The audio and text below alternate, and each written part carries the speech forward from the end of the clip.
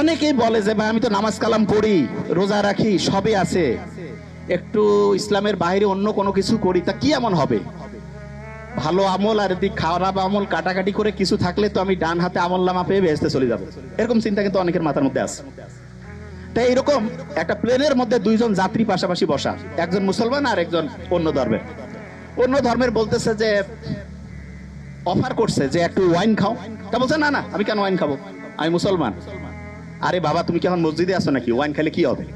বলছে না, আমি ওয়াইন খাই না।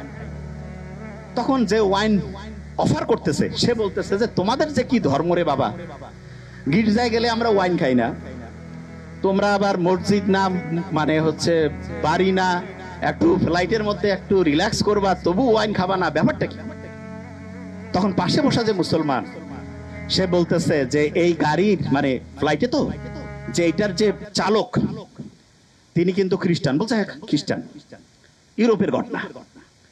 তা বলতেছে আচ্ছা ওনাকে যদি এখন মদ খাওয়ানো হয় তুমি কি জানার পরে এই ফ্লাইটে যাবা? কয় না, আমি কেন যাবো। কয় কেন যাবা না? বলছে উনি তো এখন ডিউটিতে আছে, ডিউটিতে কেন হচ্ছে মদ খাবে? তখন ওই মুসলমান বলতেছে যে আমাদের মুসলমানের গোটাল জীবনটাই হচ্ছে অন ডিউটি। অন ডিউটি, পড়া, বিয়া শাদী, কথা বলা, কথা শোনা, যা কিছু আছে অন ডিউটি। বিলিভ মি, এটাই সবচেয়ে সত্যি কথা। অনেকে আমরা মনে করি কি মসজিদের মধ্যে যাবো, ওই সময় আল্লাহ আল্লাহ করবো। আল্লাহ আল্লাহ তো অবশ্যই করবো, কিন্তু আল্লাহ প্র্যাকটিক্যাল জিনিস